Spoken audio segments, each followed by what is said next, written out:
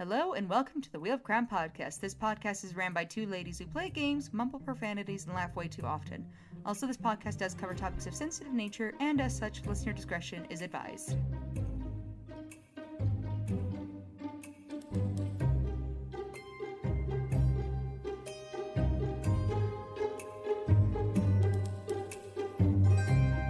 Hello and welcome back to the Wheel of Crime podcast. My name is Jenn. And I am Emily, and yes, welcome back. We are now in the week after Valentine's Day. The love is gone. There's no. It's fleeting. It's fleeting. It is no longer in the air. Everybody's back to hating each other, just as the universe intended. Exactly. I love that for us. Me too. Yeah, well, Jen, is there anything that happened this week that you would like to share? No,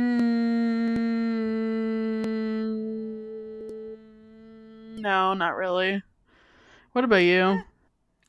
Fair enough. I know we're back on the work train again, but I'm trying my best for our dearest listeners here to be interesting, and that's kind of tricky when I work a boring job. But lately, I have been playing a new video game, so that's kind of fun. I'm also still reading Omegaverse books, but this video game has taken over my life in a new way, so that's my most recent hyperfixation. I mean, love that for you. I'm trying to think. I have just been working and being anxious lately. Those are my two things that I'm doing right now. I've also been anxious. I've been having a lot of anxiety dreams, which I had for a little bit, and then they went away, so I thought I was good. And now they're back. So I'm trying to cut back on caffeine to see if that helps. I would never do that. I refuse. That's part of my lifestyle.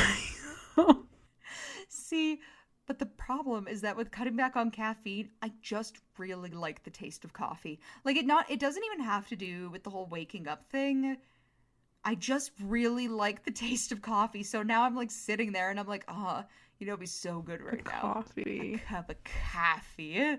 But then coffee has a half-life or some shit. I don't know. My husband was lecturing me on this. Basically, after drinking coffee, it doesn't just give you caffeine for the day. It's the next 2 days or something. Or whatever. So then the more caffeine you drink, the longer it takes to get out of your system. So now I'm well, how long do I have to be without caffeine? Because I've been doing this now for I've been half-assed doing it for 4 days. And I'm not super happy about it, because you know what I really wanted today? Coffee. You know what I had instead? Tea. And you know what that is? Not the same. Well, did you drink a caffeinated tea? Today I had a caffeinated tea. But caffeinated teas are apparently so much less caffeine than a cup of coffee that it almost doesn't matter. So I was like, okay. But yesterday I had a herbal tea, and then I went to bed early, and I felt suddenly like a nice healthy adult.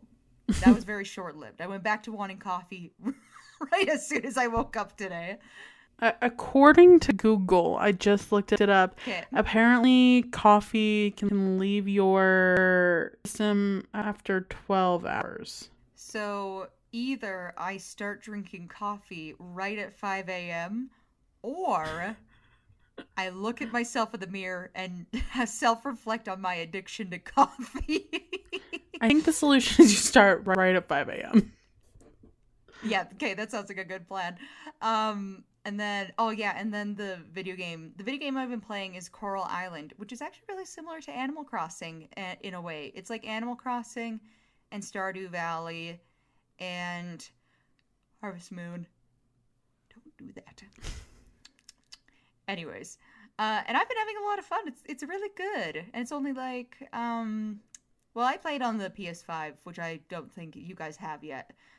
So you cannot play it yet, but maybe if you come to visit me, you can play it then. It's true. I do not have PS5 yet, but Dawn really wants one, so I have a feeling it will be soon. It's pending.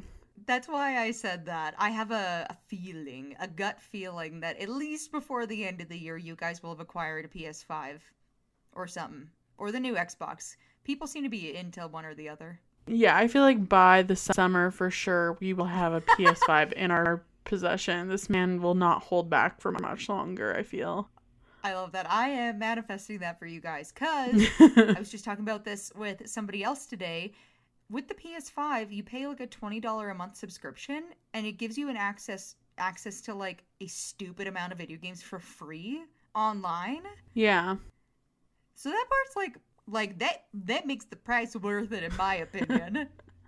Well, you know what? My husband number 0 will soon live his dream of owning a PS5. I can feel that.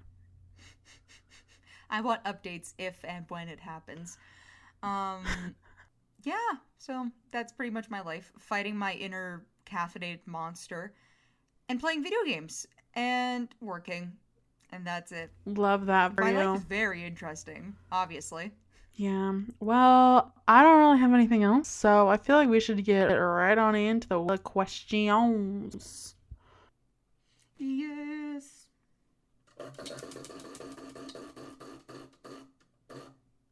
Number 2.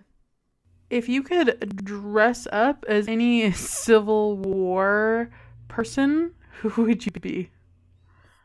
Civil War? Yeah.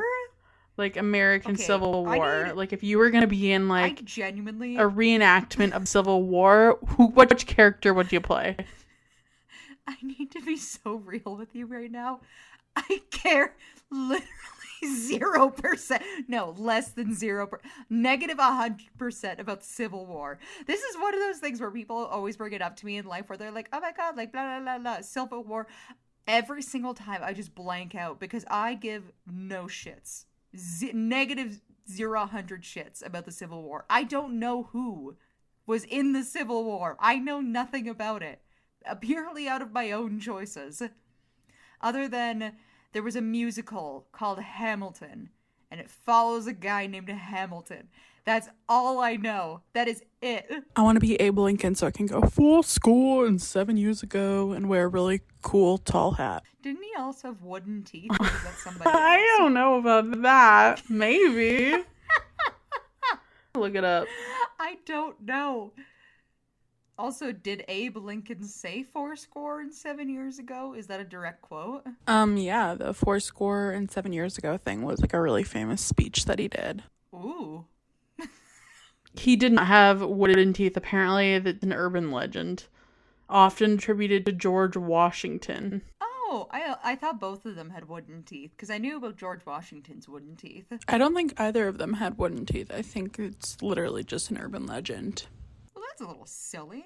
I just, looked up key personalities of the Civil War to see who I vibe with. I'm going based off pictures only. Otherwise, this episode's going to be 100 years long. Just don't pick someone from the South. It just has, their, picture and their name. I don't know where any of them are from. So far for recognizable names, I have, Andrew Jackson and Abraham Lincoln, who you already said. Yeah. Ulysses C.S. Grant. I think I've heard of him before. And I don't know any of the rest of these people. Oh, wait, if you're Abe Lincoln, can I be his hat then? Yeah, there you go. Okay. That sounds like a good plan. Amazing. I changed my mind. I'm going to be Abe Lincoln's hat in this comedy of horrors that we're creating for ourselves. Incredible. Love that for you. Perfect. All right, let's spin for our next question. Did you play any sports when you were in grade school? I think you know the answer to this question, obviously. Other than my military involvement, I played badminton and track and field very, very briefly. Oh, I did know that. Love that for you. Well, because we used to play badminton together. Yeah, I also played badminton and soccer. Yeah, you were big on soccer for a long time. I was briefly, so briefly on the basketball team, but genuinely I was terrible. You know, I never would have picked that for you, personally. It was not. That I is was a not very built for that. interesting bit of lore that you've come up with. I was also very, very briefly on the track and field team in grade 9, but I was also not. It wasn't for me. See, my track and field career was very interesting because I literally didn't even like sign up for the team. We were just like practicing for it in our gym, and one of the teachers was like, "Girl, you kind of fast. We need somebody for the 100-meter." And I said, "Rock on." And then we went to go compete at like, I don't know what it was. That school I'm not going to name because that'll approximate our location too much. And we went up against other schools, and then like I didn't want to wear shorts, so I wore sweatpants, which is a terrible decision for running a 100-meter dash. But anyways, I got second place, and it just baffled everybody. Every single person there was like, "How did that happen?" And I never went back. That was my one my one time on the track and field team. They like looked at me like, "Oh my god, Emily got us second in the 100-meter dash. That's crazy." And then my career ended. It never went anywhere. Well, it's not too late. You could revive your 100-meter dash career. I am approximately 60 pounds heavier than I was back then. I feel like those days are gone. I say farewell to Emily's fast running days. Oh, man. Amazing. Well, She has back problems now and doesn't leave the house. You know what? Same. And my sports career is also over for that very reason. Yep, exactly. Maybe if I was like 10 years younger and had more time and was also interested, I could revisit that. That's a good. Right? Oh gosh. Yeah, let's move for our next question. What is your favorite Disney movie? Disney movie? Are we talking old Disney, all Disney, or new Disney? Any of the above. What's your favorite one if you could only pick one? I would pick Halloween Town, personally. Is that a Disney movie? Yeah, it for sure is. Oh. I never clocked that. I just knew it was on Disney Plus because that's where I watched it last year for the first time. Yeah. See, I grew up with a lot of classic Disney compared to like whatever our age group's version of a modern Disney would have been when we were in school. So I really loved Sleeping Beauty, Hercules, and Mulan. Like I had those 3 on repeat constantly. I also had Mulan on repeat and Lion King. Like those were my like 2 faves when I was growing up for sure. Oh yeah. I think if I had to pick a new Disney one that I like, I actually do like Moana. Like I think as far as like ones that have been made in the last 10 years, I like that one. I wasn't a super huge fan of Frozen. Like I also understand that generally Disney it makes movies for kids. Mm-hmm. But even people our age and older went like bananas for Frozen when it came out, but it wasn't really my thing. Yeah, I liked Frozen when I saw it for the first time. I was like, whoa, this is cool. But then it got so crazy and I was like, ooh, this is like not it. When I started seeing Olaf everywhere, I was like, we gotta stop this. It's gone out of control. Everyone needs to stop right now. Stop singing, "I wanna build a snowman." Stop singing, I want to get out of here. Well, it was that, and then lots of people, too, would make those, like, really cringy quotes from the movie, but then they would be like, "Oh my god, it's so funny," but then it would just, like, be a cringy quote from the movie, and I'm like, it's either not funny to me because I'm not funny, and I don't understand that sense of humor, or it's not funny. It's one of the two. And it's definitely the latter. I can tell you right now which one I'm thinking of, too. It's an Olaf quote. I'm going to give you one guess which Olaf quote from Frozen that I hate. I don't know. I don't think I know any Olaf quotes off the top of my head. It's the one where he, like, looks at the camera and he's like, "I've been impaled." It's, like, chuckle-worthy maybe once. It's not a quotable quote, but people treated it like that. They were like McDonald's toys that were like, "I've been impaled." McDonald's toys? Children? Yeah. For children.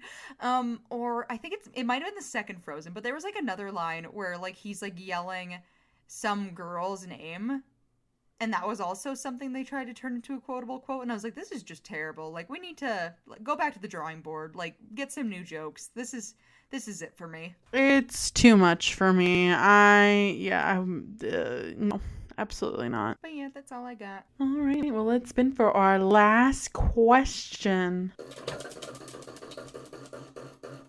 All right, lay it on me. What's the weirdest thing you've ever done in public? I don't know. See, I can think of weird things that you've done. I know you can, because you were there for, like, all of them. But that's my thing, is, like, I think I'm one of those people where I've just always been a little weird, but also not in the way where, like, I really cared all that much about what people saw me doing, because I always just kind of thought I was really funny. So, to me at the time, not that weird. Me in reflection, a little weird, but probably not the weirdest. I would think off the top of my head, though, for, like, something weird I've done in front of people in the streets specifically, because apparently that's the direction I'm going, is when you took that video of me and I was wearing these pants that were my exact skin color, so I looked like I was, like, running through the streets naked with, like, a, like, yoga top that was in a jean pattern, which I also logistically don't understand even today, screaming like a dinosaur, and then you got it on video. That's the one thing I can remember off the top of my head. I also remember that. That's the one I was going to bring up. I mean, there's a few from that timeline that I was going to bring up, if you couldn't remember any of them, because I remember them very vividly. But, I mean, shoot. I don't remember them, but I feel like mine is the same as yours, because I would video you, would also do the same thing. So we were just fucking crazy together. But here's the thing. We think it's weird, embarrassing, or whatever the fuck now, but at the time, it was hilarious. Yeah, at the time, hilarious, but also probably only to us. But also people, like, kids our age at that time were doing weird stuff too. Like, we definitely weren't the only people doing weird stuff.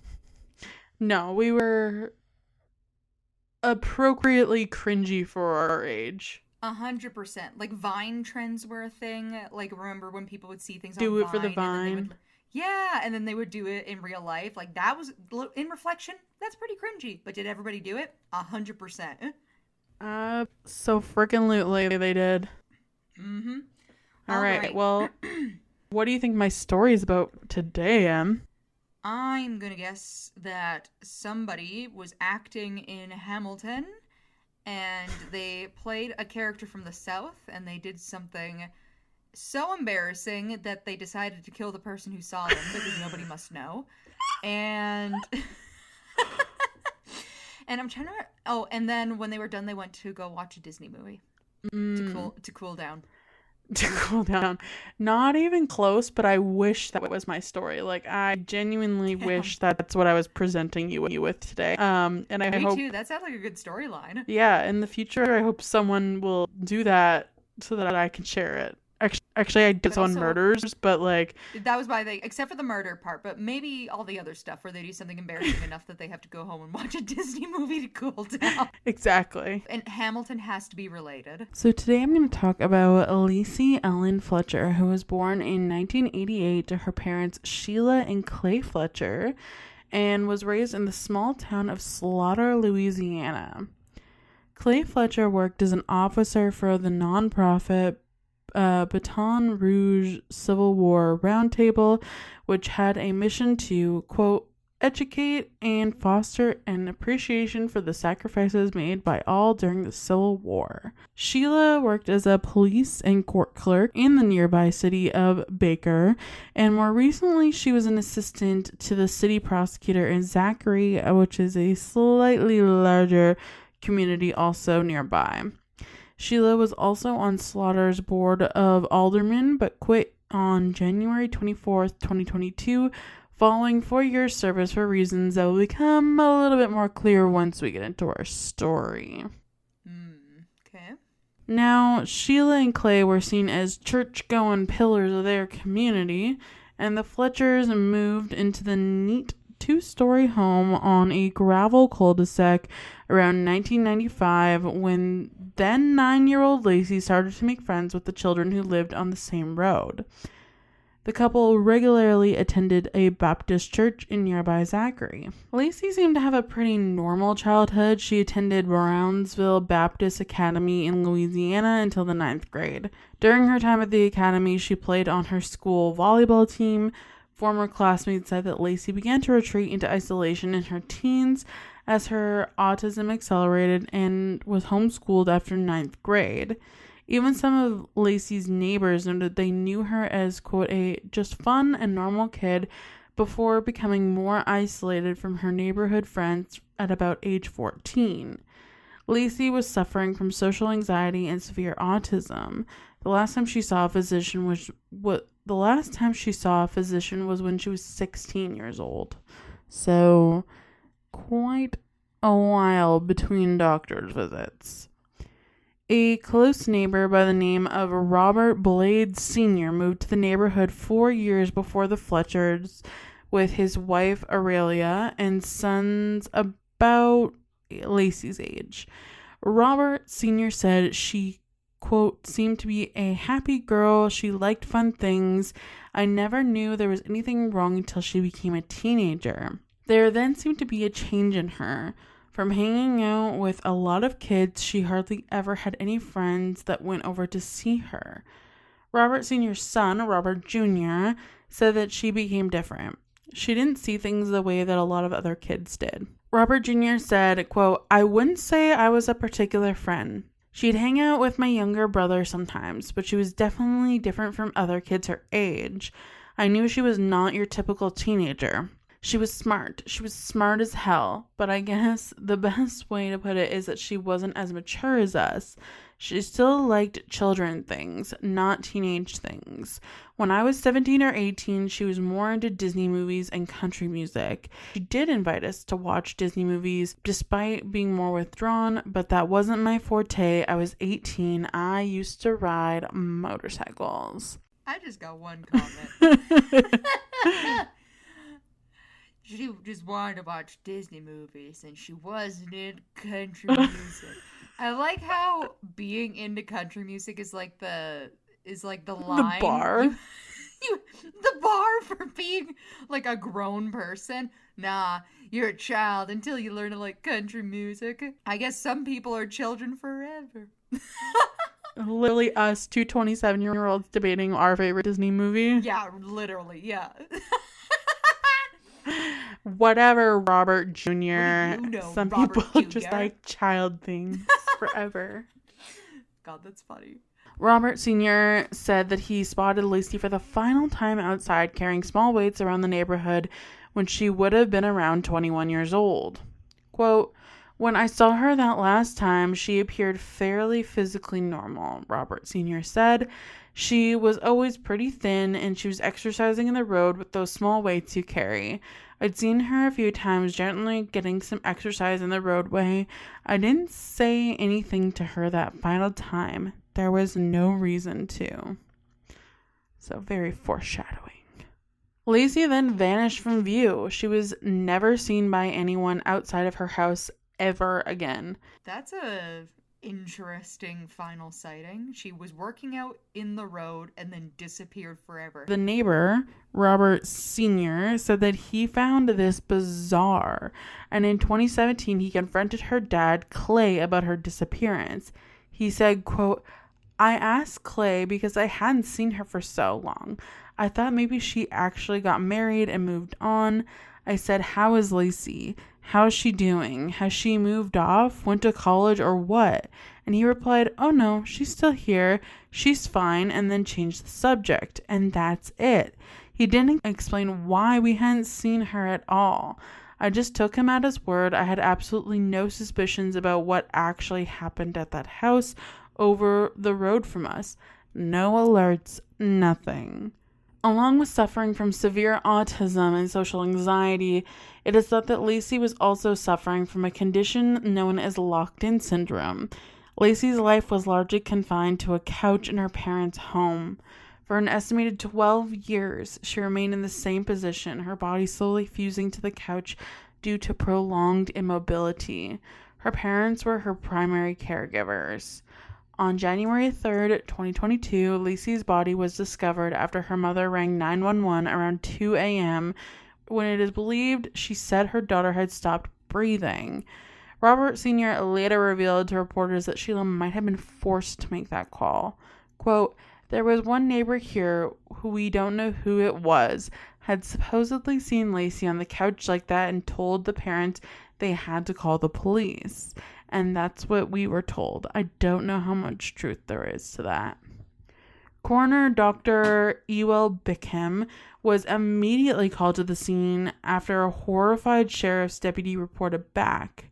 When the coroner arrived, he discovered 36-year-old Lacey's emaciated, feces-smeared body, weighing about 96 pounds at the time of death, and also tested positive for COVID-19 after she was found. Police and coroner were horrified at the state in which they found her body. Her body was found partially naked, sitting upright, and partially submerged in a hole in the couch in her parents' home. The death was ruled a homicide by East Feliciana Parish Coroner Dr. Ewell Dewitt Bickham III, who described the scene as sickening. He said, quote, "I've seen some horrible things in my life, but nothing like this. The parents were in the kitchen. They did not have an explanation. I couldn't eat for a week, and I cried for a week." Parents, Clay and Sheila, both 64 at the time, were arrested and charged with second-degree murder in May 2022. They were able to get out on bail while they awaited trial with a $300,000 bond for each of them. In July 2022, her parents pled not guilty to the charges. The parents were reportedly out of town at the time of Lacey's death. They had claimed that Lacey was unwilling to leave the house and never complained about staying home. The couple said that Lacey would relieve herself on the couch or a towel placed nearby, and Sheila would regularly clean her daughter's sores. But, like, the audacity of these people in the first place to be like, well, she never complained about staying at home. If you have locked-in syndrome, you can't do anything. Like, you can't eat by yourself. You can't move, you can't talk. Like, that's not a thing. And it's like, oh, well, she never said anything. It's like, well, fucking duh. Like, do you even know what your daughter's condition is? Like, give me a break. During pre-trial, the grand jury was shown extensive images of the conditions in which Lacey was found. Dr. Bickham said the photos were so horrific and upsetting that medics were on standby for the 12 panel members. District Attorney Sam DeQuilla said the photos of the scene left those in the room speechless. Quote, "When I was presenting the case, showed the pictures and gave the timeline, the expressions of the grand jury was utter shock. Like the clock on the wall never moved again. There was complete silence. Some jurors were gasping in horror. Some were staring in disbelief." So those photos showed Lacey almost buried up to her shoulders in a couch crater and smothered in her own waste. She was slumped over on her left side with her right arm across the top half of her emaciated body near her neck. She was naked apart from a small blue patterned t-shirt which was pulled up on her chest and did not cover her breasts. Her eyes were wide open, staring. Her mouth was also open, revealing what appeared to be a full set of front teeth. Her face was covered in large and angry red blotches. Excrement was smeared over almost her entire body. It was matted in her hair. It was inside of her ears, and the room was filled with a awful smell, and Lacey's body was covered in maggots. Her emaciated body weighed less than 100 pounds. So Dr. Bickham said that seeing those photos again and reliving his traumatic experience again was really hard. Speaking outside the court after the grand jury decision, the coroner relieved that Lacey had been on the couch for at least 12 years. Quote, "Evidence-wise, a minimum of 12 years. Could be before that, at least 12, a terribly long period of time. Dr. Bickham also revealed the full horrific cause of death. He said the cause of death stemmed from severe medical neglect, which led to chronic malnutrition, acute starvation, immobility, acute ulcer formation, and a bone infection, which finally led to sepsis. And this is what they mean when they say gross neglect, because that should have never happened. So in a shocking twist, District Judge Catherine Jones dropped the charges of murder against Lacey's parents, citing a technicality in the wording of the indictment. Oh, shut up. No, she didn't. The decision came ahead of the trial that was due to take place in June 2023. Despite the dropped charges, the district attorney planned to bring the case back before a different grand jury, and he hoped to have the parents arrested on new charges. The couple was later re-indicted on murder counts, and the couple's defense team raised 2 other reasons to squash the new indictment: no specific intent and no signing by the foreperson. The judge reportedly denied those 2. The DA is believed to have tweaked the indictments by removing language from state law about cruelty to the infirm, which is not an inclusive charge to second-degree murder. Her parents have maintained their innocence, claiming Lacey was, quote, sound of mind, and refused to leave the living room where they said they brought her meals and set up a potty. The DA said the Fletchers claimed in 2011 or 2012 that Lacey was unwilling to leave the house, apparently never complained about staying home. He said, quote, we don't treat animals or neglect animals in that way. If you have an animal in that condition, you have to take them to the vet. If you're not capable of providing them care, get help. We want people to know that if you're a caregiver for someone, you need to pay attention. It is important for neighbors and the community to look out for each other. We hope this never happens again. Lacey's neighbor, Robert Sr., later said, if I had known, I would have called the authorities. I wouldn't have had a choice. We have an obligation to each other as humans. He added that he didn't think Sheila and Clay were cold-blooded murderers, but rather that they just made some really bad decisions. Sheila and Clay were well-liked people around here, church every Sunday, and as far as I knew, they were fine and upstanding. I never in my wildest dreams thought there was anything wrong over there. Which is fair, but also like, I don't know about that. Yeah, and also, so there has been a very recent update to this case as well, that Lacey's parents have now changed their plea to guilty and will be sentenced for their daughter's death, which I think is great because this type of extreme neglect is just not okay at all. I have a couple comments. First of all, I don't love that comparison between owning a pet and taking care of a disabled person, but I understand the message that they were trying to convey there. Number 2, them buckling down on their original claim and being like, well, she's never said she wanted to leave and she had a toilet in there and it was her choice not to leave. Again, speaking as somebody who has somebody who's a sibling, like close to them, who has those types of needs, if what they are saying they want from you goes against their actual needs, it is your responsibility to actually take care of them.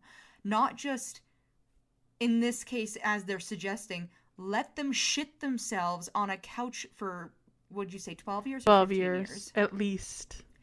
For 12 years out of their own supposed choice, while at the same time they have medical needs that prevent them from being able to operate physically like other people would, outside of also having the fact that they have autism and other things going on. Like, literally, I don't understand how you could look at your daughter with maggots literally eating her skin while she's alive and breathing and be like, yeah, this is fine. Well, she doesn't want to leave. Yeah, and be like, oh, well, she wants to be here. She wants to have maggots eating her. Be fucking for real. And then, not to mention that way in the beginning, when you were talking about this, the only reason that they even said that they called 911 is because they were like, oh, a neighbor came by and saw her. How long would it have been after she died before they called anybody? Would have they if ever? that didn't happen? Yeah, would it have been ever? But like, and like for other people too to be like, oh, well, we never expected this from them. They were always at church every Sunday. And it's like, yeah, because they had each other. Mm-hmm. They had each other. At this point, they'd already kind of like had her as like a house piece in their house that they weren't taking care of. Yeah. And it's like, oh, well, I cleaned feces out of her wounds. Did you? Did you? She had it in her ears. Again, be fucking for real. And here's the other thing. I don't know if like this was like kind of a small detail, so I don't know if you picked up on it, but so a lot of the reporters who were covering the case noted that like the parents' house was really neat and like very tidy, like immaculate condition, aside fucking couch that their daughter was literally rotting on. So like they were like literally cleaning around her. That's what I was meaning though, with like how their version of care of her seems so malicious. Because they didn't even like go, it seems to me, and now I don't obviously know this or anything, but if you are in a situation where you were caring for somebody who's special needs in some kind of way, and a part of the issue is that they don't want to leave the house, supposing in this situation that's even true, you have the option of hiring in somebody to come and look at them in your home to take care of them if you do not have the tools to help them anymore. Again, like there are ways to do this that don't involve like gross mistreatment of somebody who only can depend on you. Yeah. Especially since her mom, Sheila, literally used to work as a police and court clerk. So you would think that she would have like known better. I don't know. It honestly seems like with just like the quotes you read about how the parents talk about this, that they have mentally like just, I don't know if it's distanced themselves or convinced them that like what they're seeing isn't the truth. But it's kind of surreal how they're acting about this. Like it's like they aren't it like I would even be concerned about their mental health, because it's like, how can you see that every day and do what you did and not think and not be guilty and not feel guilty? You know what I mean? Well, I mean, obviously must, because like when the neighbor confronted her dad about it, he like changed the subject right away and was like, oh no, like she's fine, and then moved on. So obviously they knew what they were doing was wrong and that it like it wasn't okay. I feel like they just like, I don't even know, they just didn't care, I guess, or it was malicious. It's hard to say like why you would do that to your child. I don't know. Mm-hmm. And I'm only saying, I'm using the word malicious because obviously when you look at this degree of neglect, like that, to me, that's what comes to mind. But I'm also saying that because of conversations people have had with me over the years about having a sibling with autism, where sometimes people feel like they need to be mad at whoever it is they know in their family or in their life who has autism because they want them to be different and they aren't. Like some people really do, and it's a hard conversation to have because obviously people who want to be good people don't think that way. But there are lots of people who get frustrated with people who have mental illnesses and they're like, "Oh, well, I'm mad at them for being this way." And they take out their anger on them for being that way. And it's literally nobody's fault. And that's not how we should be thinking, how we should be acting, but there are people who do behave that way because that's how they feel. That's so sad. Yeah, and like I said, this is entirely based off conversations I've had with people where they've been like, "Oh, if I was in your shoes, like I would do this or this." And like I said, people do not always have a very positive approach to, you know, having a family member with autism. That makes me so sad because like literally she's just a person who's just trying to live her life, and her parents just like, I don't know, just like look up the... It makes you feel gross. Yeah, look up the picture of the couch at your own discretion, but like it's horrifying. Like that's the condition in which she was living her life for 12 years. Yeah, and it also is a good lesson in like, you know, there are lots of people out here who actually lack empathy and human decency, and this is why we need to make sure that we in our own lives are practicing to be half decent people at the very least. At the very fucking least. Holy 100% decent people at the best, or at the average, I would hope. You would hope, at least hope that if you saw someone suffering that you wouldn't just do nothing. Oh, truthfully, if I saw something like this happening in my real life, I think I would black out into a rage. Like, I'm not 100% sure on what I would do in this situation, but I would not ignore it. Like I said, be fucking for real. I don't know how you could, but anyways, that's it for my story today. It was the of Valentine's Day, the anti-love story. This is a great one to get us all back to hating each other as we're supposed to. I love it. Exactly. Or I hate it, depending on your perspective. But yes, if you liked today's episode, or you like us, I'll take either. Leave us a review on wherever you're listening to our podcast. That is always greatly appreciated. We also have our website, which is www.wheelofcrime.com. We have our email, which is wheelofcrime@gmail.com. We have our social media on Facebook, Twitter, Instagram, and TikTok, all at Wheel of Crime. And we also have our Patreon, which is Wheel of Crime at patreon.com, maybe. If you want to look us up on there or any of those things, feel free. And as we've kind of been announcing weekly as well, that Google Doc is still open for any submissions for potential listener stories in the future. If any of our episodes that come out ring true to you in some kind of way where you feel inspired and you got a story in your heart, we would love to hear it, because we are making our listener stories a regular inclusion in the show, and we just love you guys. Yes, and that's it. That's all. We'll see you next week for another new episode. Okay, bye. Bye.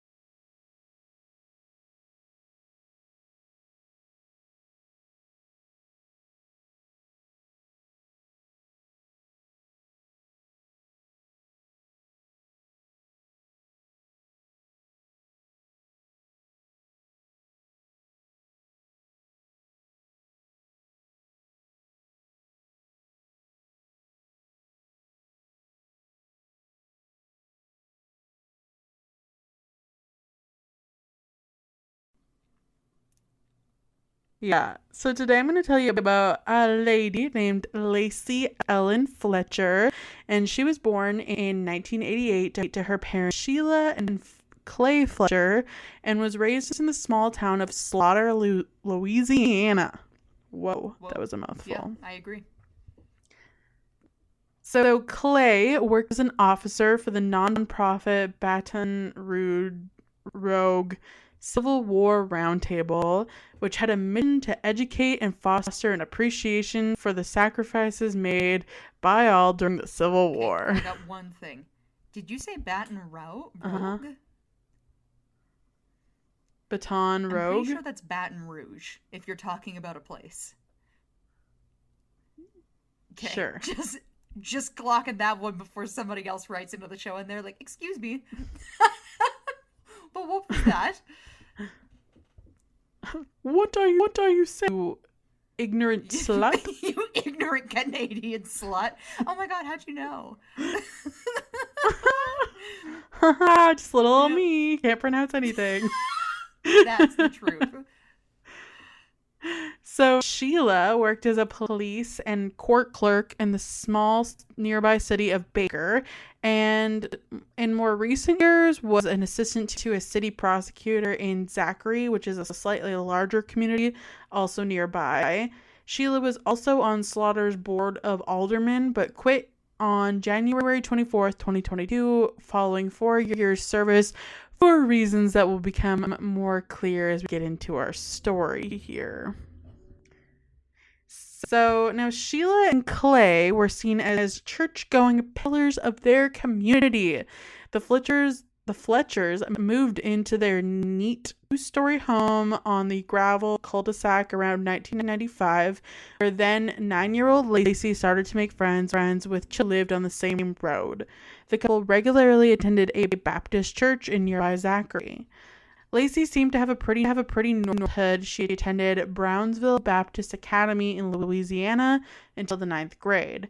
During her time at the academy, she played on her school volleyball team. Former classmates said that Lacey began to retreat into isolation in her teens as autism accelerated and she was homeschooled after ninth grade. Even some of Lacey's noted that they knew her as a, quote, just a fun, normal kid before becoming more isolated from her neighbors at about age 14. So Lacey was suffering from severe social anxiety and severe autism, and the last time she saw a physician was when she was around 16 years old. A close neighbor by the name of Robert Blades Sr. moved to the neighborhood 4 years before the Fletchers with his wife, Aurelia, and sons who were around Lacey's age. Robert Sr. said, quote, "She appeared to be a happy girl. She liked fun things. I never knew there was anything wrong until she became a teenager. There seemed to be a change in her. From hanging out with a lot of kids, she hardly ever had any friends that went over to see her." Robert Sr.'s son, Robert Jr., said that she became different. She didn't see things the way a lot of other kids did. Robert Jr. said, I wouldn't say I was particularly a friend. She'd hang out with my younger brother sometimes, but she was definitely different from kids her age. I knew she was not your typical teenager. She was smart. She was smart as hell. I guess the best way to put it is that she wasn't as mature as us. She still liked children things, not teenage things. When she was 17 or 18, she was more into Disney movies than country music. She did invite us over to watch Disney movies despite being more withdrawn, but it wasn't my forte. I was 18. I used to ride motorcycles.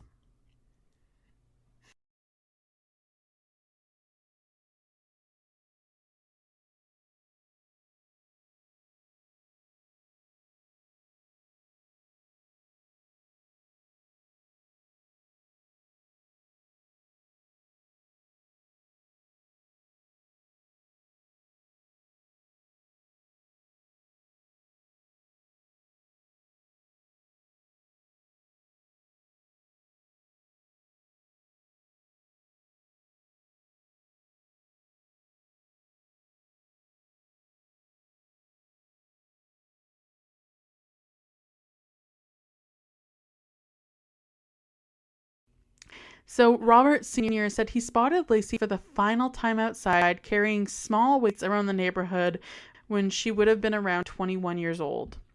When I saw her that last time, she appeared fairly physically normal, Robert Sr. said. She was always pretty thin and she was exercising in the road with those small weights you carry. I'd seen her a few times gently getting some exercise in the roadway. I didn't say anything to her at the time. There was no reason to. Lacey then vanished from view and was never seen by anyone outside of her house ever again.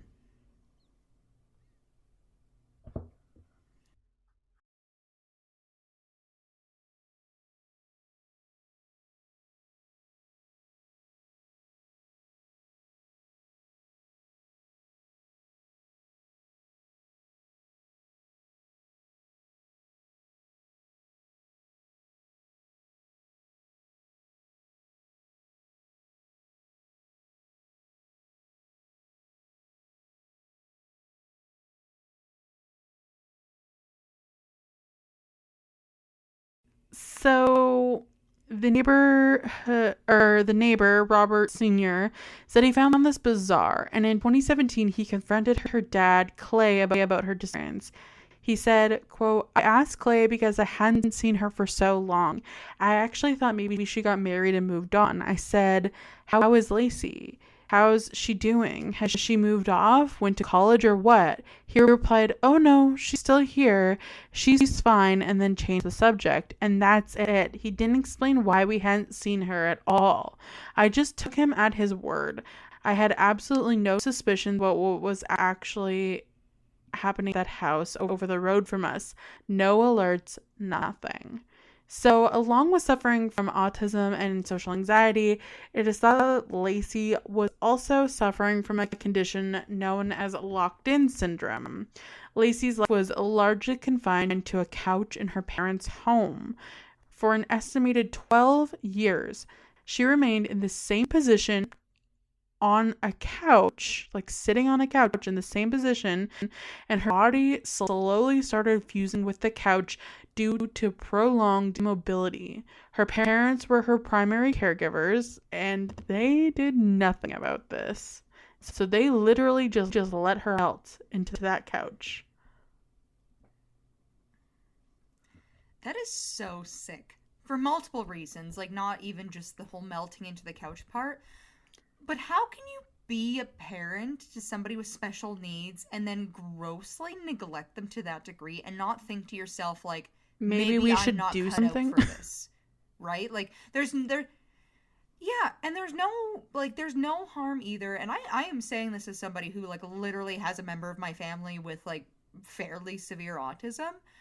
Like if it ever got to a point where my parents were like, like providing full-time care is really just not something that we can like do properly, there is no shame in having your special needs child or whoever go to a home where they can actually be cared for yeah, and especially if you're going to just like let her suffer, then I feel like maybe you should do something. Yeah.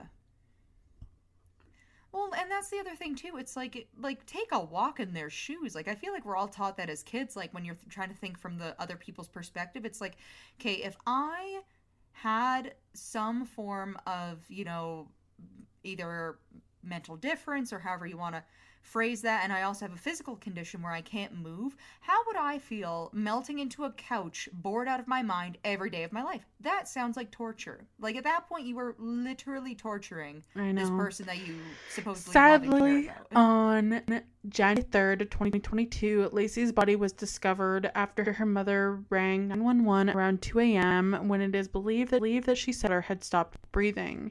Robert Sr. later revealed to reporters that she might have been forced to make that call. Quote, though when they were here, we don't know who it was, had supposedly seen Lacey on the couch like that, and he told the parents they had to call police. And that's what we were told. I don't know how much truth there is in that. But either way, coroner Dr. Ewell Bickham was immediately called to the scene after a horrified sheriff's deputy reported back. When the coroner arrived, he discovered 36-year-old Lacey's emaciated and feces smeared body. She weighed 96 pounds at the time of death and also tested positive for COVID-19 after she was found. Which is just awful.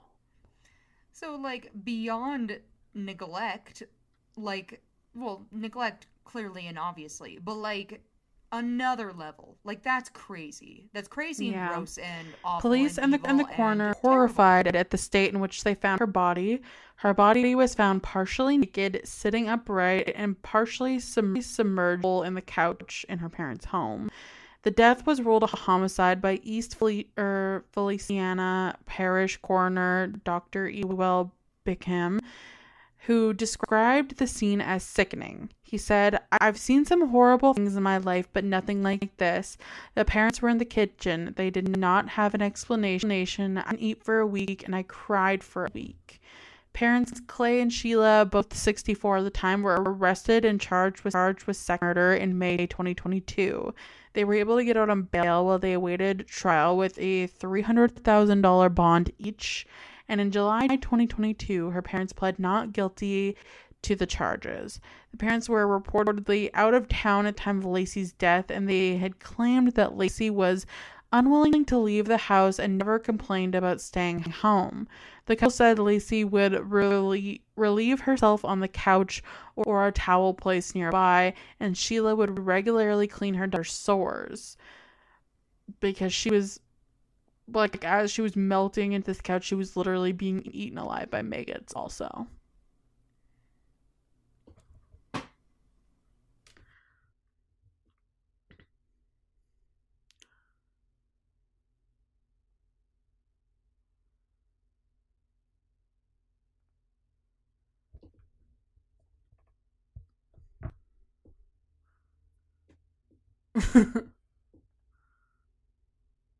Yeah. Ugh, it's awful. So, during the pretrial, the grand jury was shown extensive images of the conditions in which Lacey was found. Dr. Bickham said the photos were so horrific and upsetting that medics were on standby for the 12 panel members.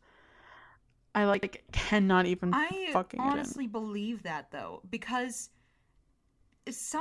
I don't get what it is when stuff like this happens, like gross neglect of a dependent, like in these situations, and then it's like, oh, well, we're not guilty for these reasons. And it's like, if you are genuinely making every single person who comes across the scene of what you did, like, sick, like physically sick, you have to clue in at some point that you fucked up. Like not just a regular fuck up, but like an extreme other level, multi-level kind of fuck up. Like, that is beyond, and that's like beyond even like regular neglect. Not saying that you should be grading it like that, but it's almost malicious what they did.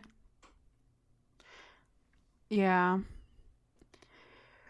It really does feel that way. So, District Attorney Sam DeAquila said that the photos of the scene left those in the room speechless. When I was presenting the case, I showed the pictures and gave the timeline.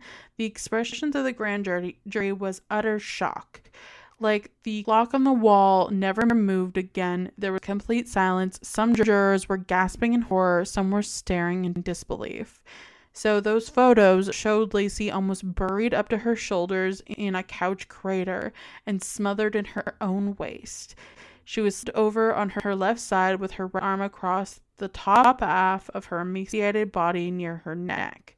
She was naked apart from a small blue patterned t-shirt which was pulled up on her chest and did not cover her breasts. Her eyes were wide open, staring. Her mouth was also open, revealing what appeared to be a full set of front teeth. Her face was covered in large, angry red blotches. Excrement was smeared all over her entire body.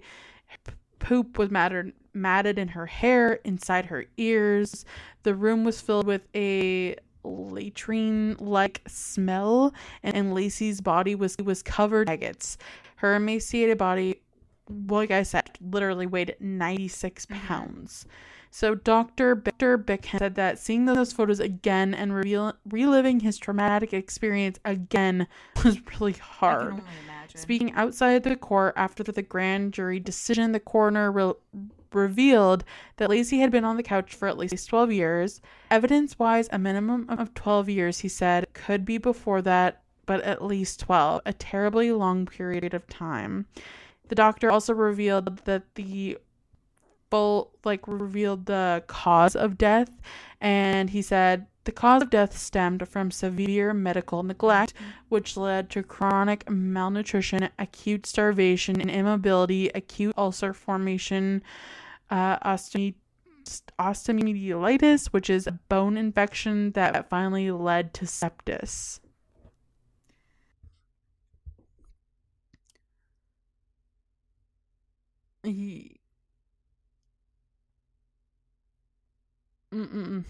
So, in a very shocking twist to everyone, Judge Catherine Jones dropped the charges of murder against Lacey's parents, citing a yeah, she did. Citing technicality in the wording of the indictment. The decision came ahead of the trial that was due to take place in June 2023. Despite the dropped charges, the district attorney planned to bring new charges for the case before a different grand jury and hoped to have them arrested again. The couple was later re-indicted on murder counts, and the couple's defense team raised two other reasons to squash the new indictment: no specific intent and no signing by the foreperson. The judge reportedly denied those two.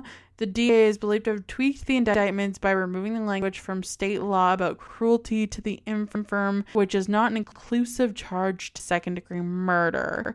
Her parents have maintained their innocence, claiming Lacey was sound of mind and refused to leave the living room, where they said they brought her meals and set up a potty. The DA Fletcher's claimed in 2011 or 2012 that Lacey was unwilling to leave the house and apparently never complained about staying home. He said, quote, "We don't treat animals or neglect animals in that way. If you have an animal in that condition, you have to take them to a vet. If you're not capable of providing the care, then get help. We want people to know that if you're a caregiver of someone, you need to pay attention. It is important for neighbors and community to look out for each other. We hope this never happens again." Lacey's neighbor, Robert Sr., later said that, quote, "If I had known, I would have called the authorities. I wouldn't have had a choice. We have an obligation to each other as humans." He added that he didn't think Sheila and Clay were cold-blooded murderers, but rather that they just made bad decisions. Sheila and Clay were well liked around here, church every Sunday, and as far as I knew, they were fine and upstanding. I never in my wildest dreams thought that there was anything wrong over there. And there was literally an update to this case like 2 days ago, or a couple of days ago now. So, okay, cool. They have been recharged and they have changed their plea to guilty. So going for sentencing in like a month or two, but it's looking like they're gonna get some time for this crime, which I think is great.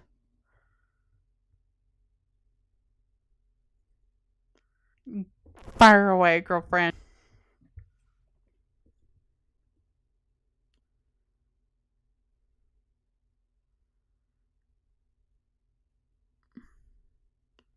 Yeah, I don't either, but